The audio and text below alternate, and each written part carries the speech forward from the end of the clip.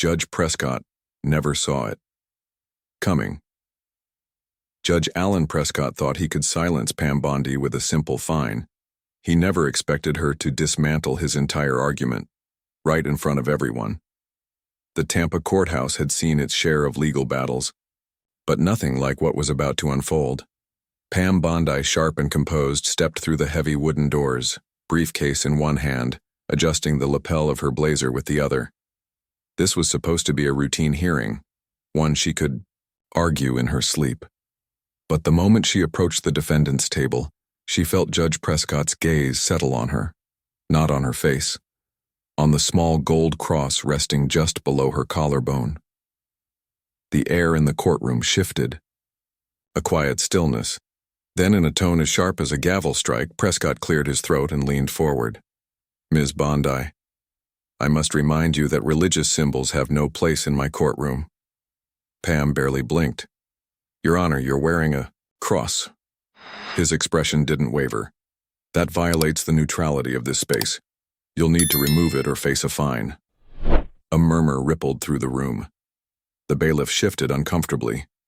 The clerk darted a glance at the judge, then back at Pam. This wasn't the first time a judge had tried to assert control in an unusual way, but it was the first time anyone had thought to fine an attorney over a necklace. Pam didn't move. "Respectfully, Your Honor, my cross is no different than a wedding ring or a locket with a family photo inside." Prescott's face remained unreadable.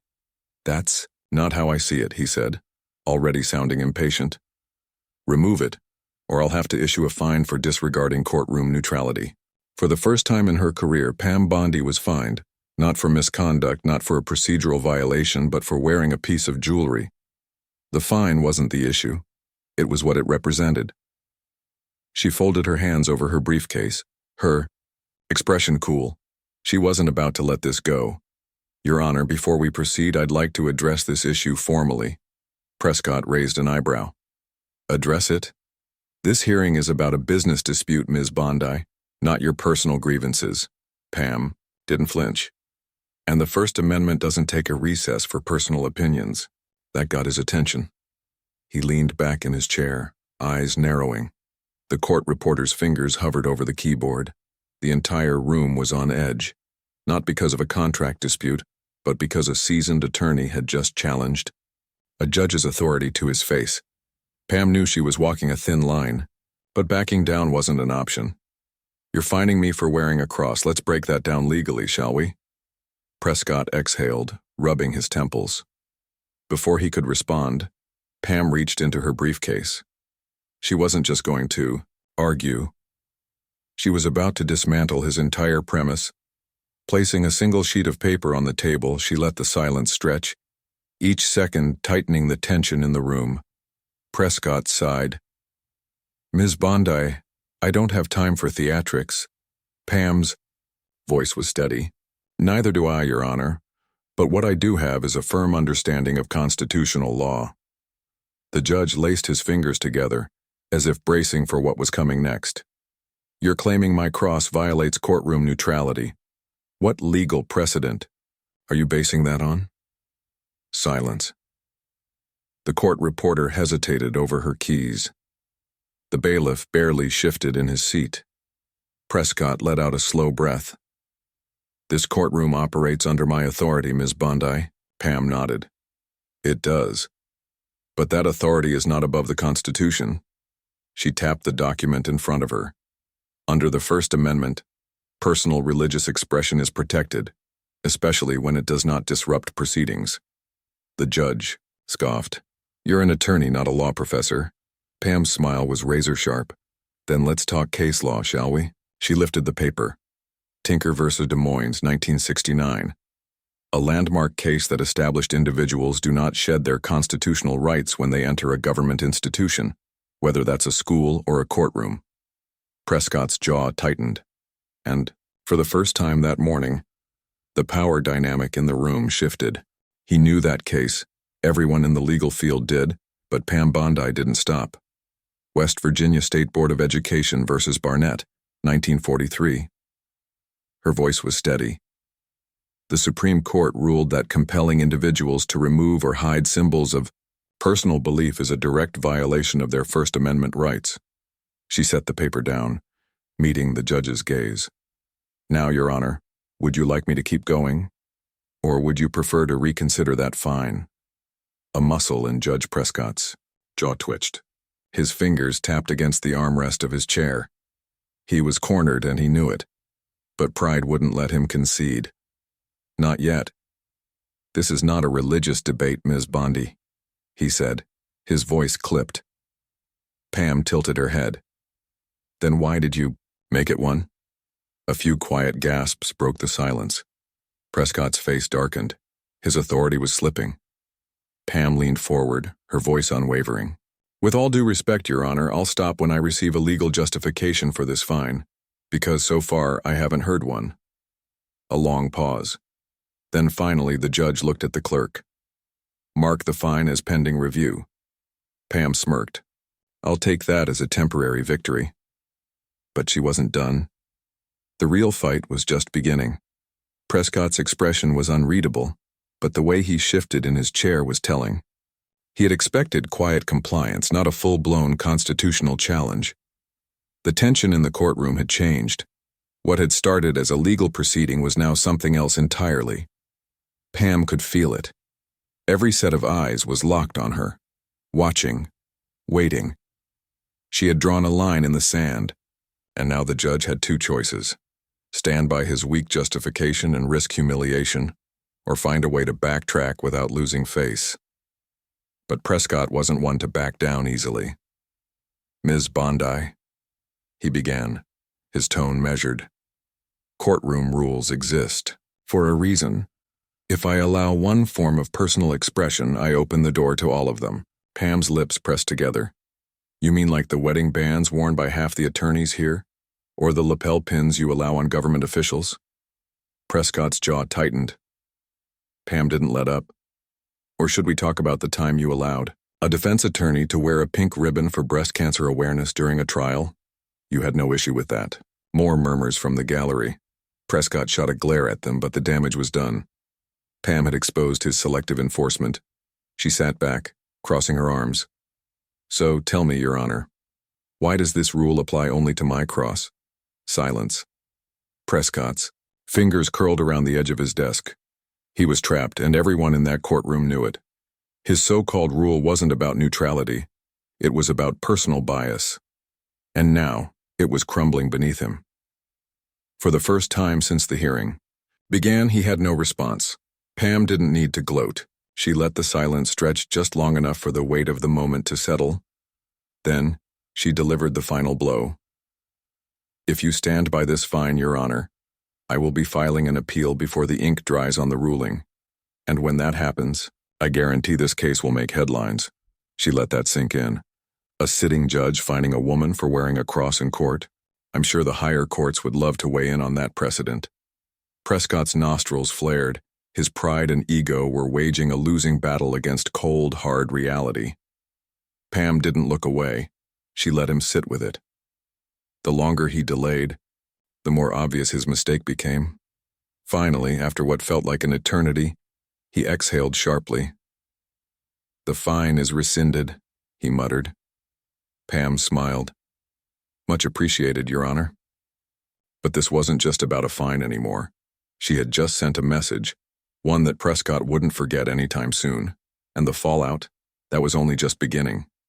The judge's words, the fine is rescinded, should have ended it. But the courtroom wasn't just a legal battleground anymore. It was a spectacle. The court reporter barely glanced up from her keyboard, but even she knew this transcript would circulate far beyond these walls. The clerk, who had looked uneasy when the fine was first issued, stole a quick glance at Pam, almost as if impressed. Prescott straightened his papers as if he could physically erase what had just happened. But Pam knew better. This wasn't something he could brush aside. The silence was deafening. Pam calmly adjusted her blazer, the small gold cross still in place, exactly where it had been the entire time. She had won. But this needed to be more than a personal victory. It had to mean something. She turned to her client. a middle-aged business owner, the real reason for this hearing. The case wasn't over, not by a long shot. The man gave her a barely concealed nod of respect, his confidence in her only growing stronger. Pam knew this wasn't just about her anymore. Outside the courthouse, the reaction was immediate. A reporter, one who had been covering an entirely different case in the same building, caught wind of what had just unfolded. Within an hour, a local news site had posted the headline, "Florida Judge Attempts to Fine Attorney for Wearing a Cross, but It Doesn't Go as Planned." Pam's phone buzzed, then again, and again. Colleagues, former law school classmates, journalists. People wanted to know what had just happened. But Pam wasn't interested in headlines or media spins. She had a bigger picture in mind. This wasn't just a courtroom skirmish, it was the beginning of something much larger. She wasn't naive. Cases like these had ripple effects, whether she intended them to or not. This wasn't just about a single judge or a single attorney. This was about a precedent that hadn't yet been set, but very well could be. Would other judges attempt something similar? Would attorneys feel pressured to leave their personal symbols at home to avoid confrontation? Would this moment embolden others to push the boundaries of courtroom neutrality in ways that targeted personal beliefs? Pam wasn't about to let that happen. By evening, the story had already taken on a life of its own. A well-known legal commentator on a conservative news network brought it up during a panel discussion. On social media, heated debates erupted, some defending the judge's stance, others praising Pam's defiance as a stand for constitutional rights. Pam sat in her office watching the discourse unfold on her phone. A producer from a national news network had already reached out, requesting an interview. She exhaled slowly, rubbing her temple. She had spent years fighting for clients, holding her ground in high-stakes cases. But this was different. This wasn't about corporate disputes or criminal defense. This was about personal freedoms, and whether they could be stripped away on the whim of a single judge. And she knew one thing for certain. Judge Prescott wasn't done with her yet. Even as she had left the courthouse that day, she had seen it in his eyes. The way he had looked at her before banging the gavel and dismissing the session. He might have rescinded the fine, but there had been something in his expression, an unspoken challenge. Pam wasn't sure what form it would take, but she knew this. Battle was far from over. She had expected some fallout. A few emails, maybe a couple of phone calls from colleagues weighing in. What she hadn't expected was the sheer speed at which everything escalated. By the time she walked into her office, the next morning, her assistant, Lauren, was already waiting, her expression tight with concern. "You need to see this," she said, holding up her tablet. Pam took it, scanning the screen. The Florida Bar Association had issued a statement, carefully worded, neutral in tone, but unmistakable in its implications. Judges have the right to maintain decorum in their courtrooms. While attorneys are afforded personal expression, it is important to respect the roles set forth by presiding judges. We trust our judicial system to navigate these matters with fairness and integrity. Pam let out a slow breath. This wasn't just a comment. This was a warning. The phrase, "respect the roles set forth by presiding judges," wasn't a general statement. It was a signal. The legal world was tight-knit. The Florida Bar rarely commented on courtroom disputes unless they believed a situation was spiraling. This meant Prescott wasn't just bitter. He was already working behind the scenes, rallying institutional backing. Pam set the tablet down. "This came out today?" Lauren nodded. "An hour ago." Pam wasn't surprised. Word had traveled fast, and Prescott clearly wasn't letting this go. Before she could respond, Lauren hesitated. "There's more." Pam glanced up, her expression unreadable. "Go on." Lauren handed her another document, this one printed. Pam skimmed the first few lines. Attorney Pamela Bondi conducted herself in a manner that disrupted courtroom proceedings, challenged judicial authority inappropriately, and engaged in behavior unbecoming of an officer of the court. Pam let out a short, humorless laugh. "Unbecoming," she repeated, shaking her head. "That's rich," Lauren sighed. "It's retaliation, pure and simple." Pam leaned back in her chair, tapping her fingers against the armrest. Prescott wasn't just looking for payback. He was trying to set an example. He had lost control in his own courtroom, and now he was using the system to reassert his power. By filing this formal complaint, he wasn't just fighting back. He was trying to flip the narrative. He was no longer the judge who had overstepped his authority. He was recasting himself as the one who had been disrespected. And Pam? He wanted to make her the reckless attorney, the one who had challenged him just for the sake of making a scene. Pam had seen this tactic before. Turn the accuser into the accused. Reframe the story. Bury the real issue beneath bureaucracy and technicalities, but she wasn't about to let that happen. "What's the process on this?" she asked, already shifting gears. Lauren exhaled. "You have 10 days to respond. If the complaint moves forward, they could conduct a formal review." Pam nodded. "And who oversees that review?" Lauren hesitated. "A panel, judges and senior attorneys." Pam almost smiled. If Prescott thought he could drown her in paperwork and quiet pressure, he had miscalculated, because this wasn't going to be handled quietly. This was about to go very, very public. Lauren studied her, waiting. "What do you want to do?" Pam took a deep breath, then reached for her phone. "If Prescott wants to play games, let's play." She scrolled through her contacts, her mind already 10 steps ahead. Prescott thought she'd defend herself behind closed doors, accept a quiet reprimand, and move on. He didn't realize who he was dealing with. Pam had built her career on playing the long game, and now she was about to make sure the whole world was watching. She didn't waste time. She knew exactly how these things worked. Retaliation was most effective when it happened in the shadows. Prescott wanted to keep this quiet, using the system against her while the public remained in the dark. She wasn't about to let that happen. Pam found the contact she needed and hit call. 2 rings. 2, then a familiar voice.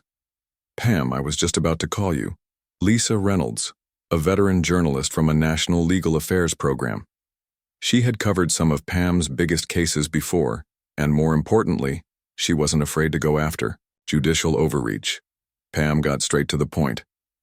"Lisa, I need you to listen carefully. A judge just filed a formal complaint against me for disrupting courtroom proceedings. But what really happened? He tried to fine me for wearing a cross. And when I stood my ground, he backed down. Now he's using the system to punish me instead." Silence.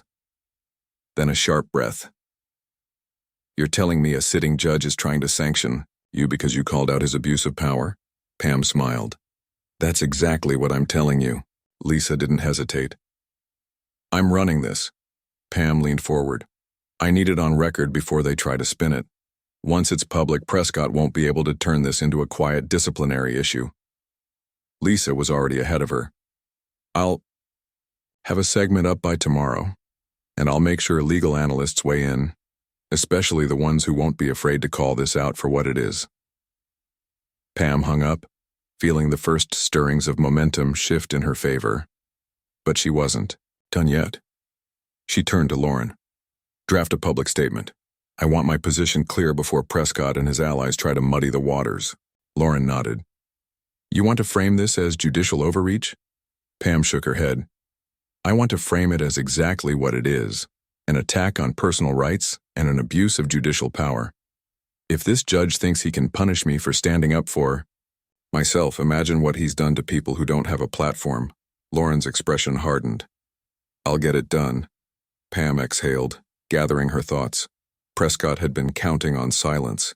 Instead, the entire country was about to find out exactly what he had done, and she didn't have to wait long. By the time she sat down with her morning coffee, her phone was already buzzing nonstop.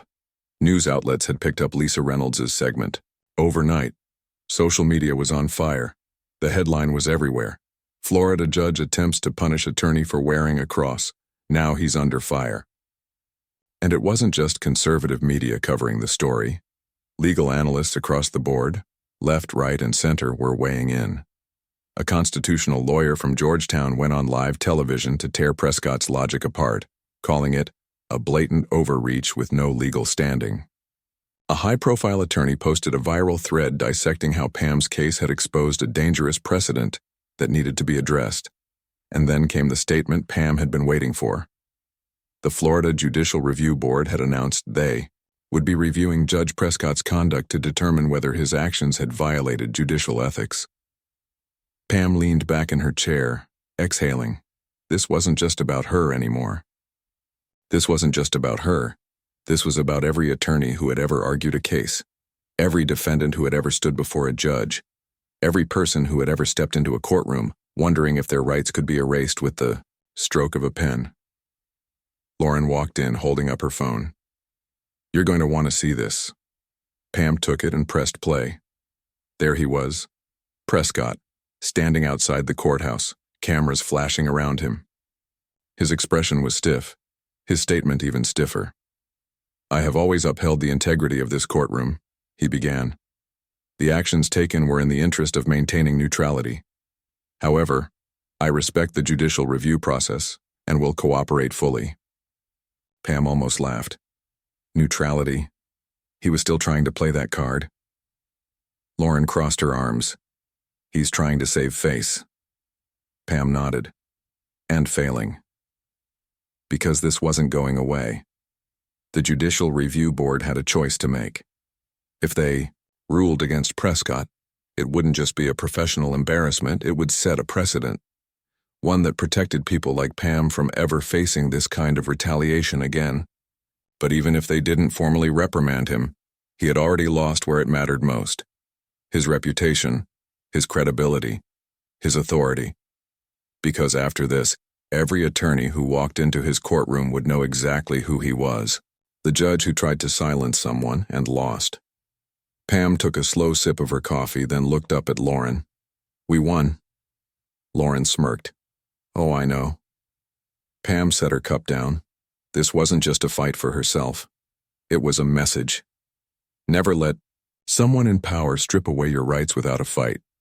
Because sometimes all it takes is one person standing their ground to change everything.